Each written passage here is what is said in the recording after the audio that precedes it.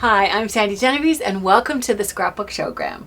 We are talking about Halloween today and card making. However, I want you to remember that you don't have to fold a card closed in order for it to be a card. I'm going to be sending cards this year that are actually mobiles. Here is going to be the Halloween mobile that I'm going to make for my family and friends, and I'm going to send it this Halloween. And you know what? This is so easy to make, it's downright scary. You are not going to believe this. We're going to start first with the spiral shape. So let me actually show you what I did to create the spiral. If you look here at the table, you should be able to see that I've started by just drawing a circle. And I think this one was about 4.5 inches in diameter. Basically, it was the size of like a saucer that I had in my kitchen cupboard. And so I traced around it to get the circle.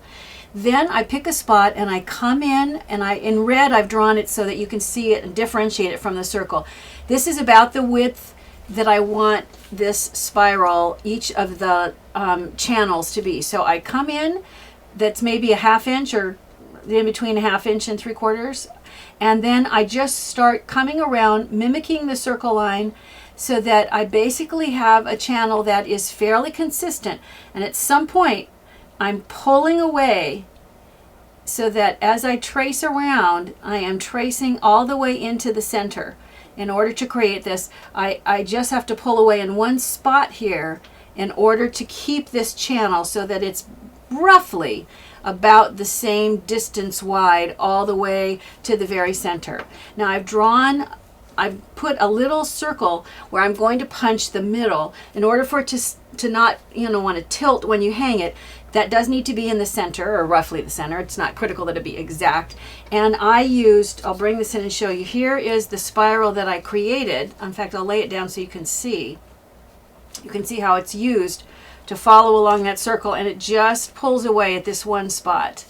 The center circle is an 1/8 inch hole punch. And then I've just randomly gone through and I've punched holes using the 1/16 inch hole punch. And I'm going to go ahead and I'll add one. Any place where I think, all right, well, there's going to be something hanging here and here. It looks to me like I could put something here. There's not something in this area. So I'm going to go ahead and I'll add another punch. And if there is a formula to where you're supposed to hang them, I've never found it mattered. Basically, in order to get it so that you like how it looks, what's more important, and I'll bring this back over so you can see, what's a little more important is the length of the thread. So I've just made them long or short so that they feel kind of random, but they're not overlapping each other too, all that much. So in order to create the next step, I've now got the spiral and I've got all the punches. Now I need to create the hanging elements. Well, I did them in a couple of different ways. One thing that I did was I started with pumpkin stickers. So here are pumpkin stickers that I used, and I'm going to use the mirror image with thread in the middle, and I'm going to show you how to create that. I also used stickers that ended up being too small, so I put them into my photocopier, and when they were the size, it seemed like they kind of went along with the size of the pumpkins. In my case, that was 140%, so I enlarged it 140%, and I'm going to use this as a pattern now to cut out matching pairs of ghosts. In order to create the hanging ghosts, you need doubles, because I'm going to sandwich thread in between the two layers, and I'll do it with the pumpkin so you can see. And then I'll show you the bats as well. Now the bats, what I did is I wanted to create a bat pattern. And if you haven't seen me do this before, it's simple enough to start with a circle. And you can see my circle's even already been used. I've cut some bat eyes, punched some bat eyes out of it. But I've drawn the circle with red. So you can see that's the circle template. Then I've come back in and I've used it to create what feels kind of like an umbrella. And it's got a little tip on the umbrella, and at the middle spot I'm going to do 2 scallops going one direction and 2 scallops going the other direction, and then I'll go back and I'll snip away the top of that umbrella. That will give me the bat wings. And then the bat body is really just an elongated oval with more of a tip at one end and the ears at the other end. Now I mentioned that you're going to need 2 of everything, so let's go ahead and this particular bat ended up being too large for the pumpkins and the ghosts. So I shrunk it down. In my case, I shrunk it at 70% in order to get it the size that I wanted it. And I'm going to do it in 2 pieces. So remember I said that I need 2 of everything. I need 2 of the wings. So I'm going to I'll put a little bit of adhesive on some of the edges around the wings. And I'm going to put this onto my paper. Notice, however, that my paper is folded. So the folded paper is going to allow me to cut out 2 that I know are going to perfectly match up when it's time to sandwich the thread in between these 2 layers. So I'll go ahead and I'll cut out the bat wings. And if they're not perfect, it doesn't matter. It's just important that they come pretty close to matching each other. Okay, so now I have this one last cut to go, and that gives me a pair, and I'll set it here on the white so that it really shows. It gives me 2, where's the other one? Oh, it's stuck to the pattern. It gives me 2 of the bat wings, and then I need to do the same thing with the bat body. So let me go ahead. Actually, it probably would have been faster. I think if I were going to do this again, I would stick the body onto the wings and cut the whole thing out of the black in one piece. That would be easier than doing it in double pieces like this. Do you ever notice that when you do something, after you do it the first time, you come across a way that would make it easier for when you do it the next time? And since I have multiple family members that I'm going to be sending this to, this is going to make it much easier for me when it comes time to do the second and the third and the fourth little mobile. So now I have 2 of the bat bodies, and they're roughly going to match. And I just need thread. Well, first of all, let's go ahead and attach the bodies to where's my adhesive, to the base. So I'll just put a little bit of adhesive right down the center of the wing, and then I'll do my tweezers so you can see better. I'm going to go ahead and place the body right over the top. And the only thing that is important is I need to make sure, since these need to line up, that I match up the other one the same way. And I can tell this is the way I cut this.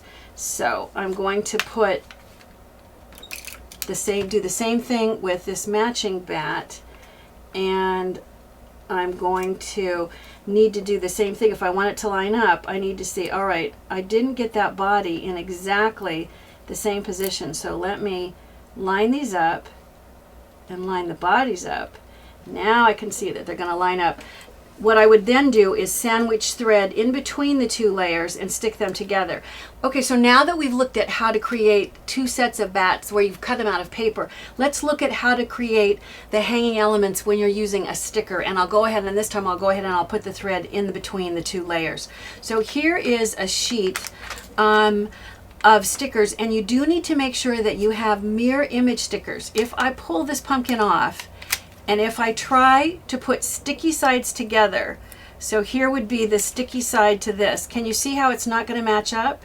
If I bring this down here, this is the mirror image sticker that's going to stick together. And if I flip it back over to the front side, see how initially they have to be the mirror images of each other to work. Now, if you're using die cuts, it doesn't matter because there is no adhesive and you can just flip it over to the back side. Or many times something like a bat will be symmetrical and then it's going to work no matter what. But if it's something like this, it does need to be a mirror image. So I'm going to flip it over and I'm going to go ahead and I'll place thread so that it comes up from what would be roughly the middle or the center. And then notice I'm leaving it sticky side up, if I can get it off of there. Let's see, there we go. And now I'm going to bring up the pumpkin that's the mirror image. I'm going to use my tweezers so that hopefully it's enough out of the way. However, I want to show you how easy this is. If you start to stick it down and it's not perfect, I'm going to go ahead and start with it. And I'm purposely going to leave it a little bit misaligned. If you have it so that there's a little bit of white showing, you can go back before they're completely stuck and slide them around. I don't know if you can see the edge where the tweezers are, but see how there's a little bit of white showing? I can pull this and get that so that it lines up really nicely. So when you have them so that they're aligned and stick them together, you end up with the hanging element. Now, if I snip this off, you want to leave your thread nice and long because you don't know exactly how long you're going to use it. And then I'm going to show you, I would do the same thing with the bats. I'll just put adhesive on one of the bats, and you would put more adhesive than this. Make the whole bat have adhesive and place the thread down the center, and then come back, and I'll use the tweezers once again so that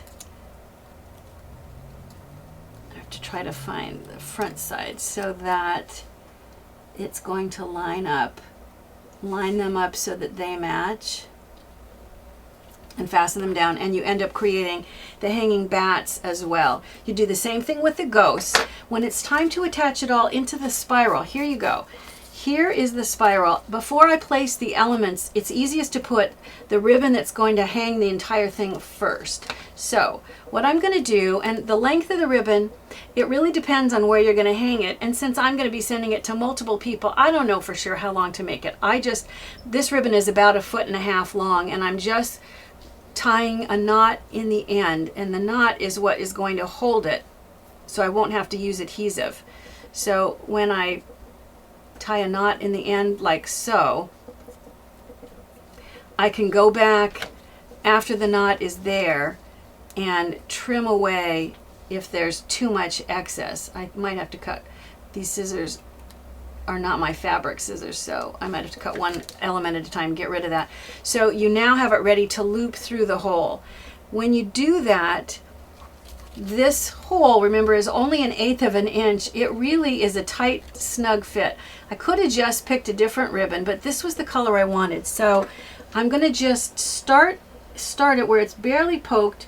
I'm going to use my tweezers then to just tug it and pull it through this hole, and pull it all the way up until the knot is flush against the spiral itself.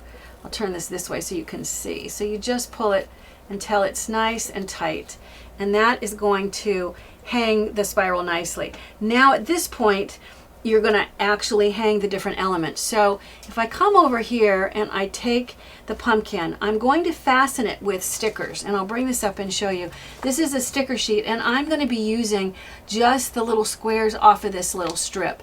If I want them to sort of disappear on the mobile, I could use the orange. I decided I kind of wanted them to stand out and look like a decorative element, so I'm using my scissors to just cut into the strip so that I end up with the yellow as an individual square. Oops, it just popped off, but let me show you. Here then is the sticker that I'm going to use, and I'm just going to get that enough out of the way. I'm going to start at the back of the mobile. Pick whatever hole you want. I'll just pick this one since it happens to be right there, and I'm going to poke the thread through the hole. And then at this point, I don't know how long I want to hang it, so I'm going to just guess that I want it roughly here. I'm going to stick that over that hole. I'm not pushing it down very hard. I want it enough to hold it. But after I get all the elements on there, after I have all of them placed, I want to be able to go back, and can you see how, if you watch the pumpkin, I can pull it up like so. If I decide I need it shorter, I can drop it down, and all just by holding my thumb over this element that is not stuck down yet. Once it's in the position I think I want it, then I go back, I push hard. You wouldn't do this until you've got all of the elements hanging. And once all of the elements are hanging and you're pleased with the presentation and how they show, then you snip off the excess and you end up with all those elements. Let me bring back my finished mobile and I'll show you. This way, if you can see, I'll turn it so you can see here's the stickers that are holding all the threads. I could even get a little closer on some of those threads there. Some of them are sticking out a little longer than I like. And this way I can see, all right, I've got a little dangling element sort of filling in all the spaces. Now, when it's time to put it into an envelope, I find that it's really simple to just take a piece of paper that is about, that's the right size that will fit into the envelope. In this case, I have an A6 envelope, and here's a piece of just copy paper that I have folded so that it will fit. I'll open this up so you can see. It will just fit folded into that envelope. I'm going to open it up, and I'm just going to drop the whole mobile so that it's sitting inside, and then close it like so. You can write your message on the paper, or you can write your message right along the top of the spiral if you want, and then slide the whole thing in, address it, and stamp it. This little puppy is not even going to take extra postage. A card doesn't have to fold close. It just needs to fit in an envelope, and a spiral mobile can easily slide into an envelope, and it is surely to be enjoyed and displayed by all your friends and family.